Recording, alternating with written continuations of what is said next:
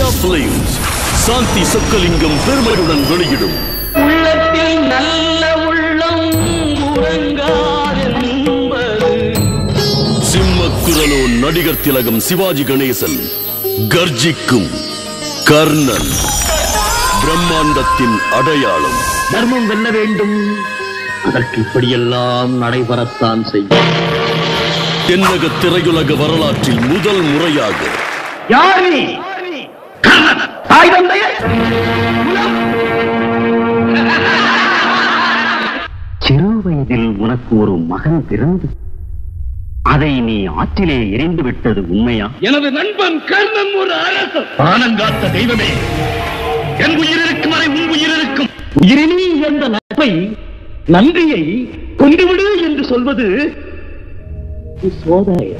உமது உடலோடு ஒட்டிய கவசமும் செவியோடு சேர்ந்த குண்டலமும் எமக்கு தேவை அளிக்க முடியுமா? இனம் கொடுத்து நவீன தொழில்நுட்பத்துடன் உலக தரத்திற்கு இணையாக நவீன மெருகேற்றல். கர்ணன் என்னை போல் வரவேற்க கற்றுக்கொள்ளுங்கள். எப்படி எப்படி? கொடைவள்ளலே வருக வருக. அகன்ற திரையில் டிடிஎஸ் ஒலி மிரட்டலுடன்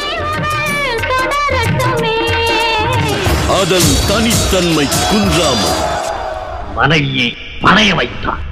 பதிவுள்ளவர் செய்வானா? நோக வைக்கும் கேள்வி, ஆனால் கேட்க வேண்டிய கேள்வி. புதுமையான அனுபவமாய் ஐவருக்கும் ஆளுக்கொன்றாக 5 ஊரையாவது. 5 ஊரா? ஊசி முனையிடம் கூட கிட்டாது. போர்தான் முடிவாக இருக்கும். பிரம்மாண்டத்தின் உச்சமாய் மகாபாரதத்தின் கம்பீரம். மகாரதி கர்ணன் என்ற மதிப்புக்குரியவன் நீ.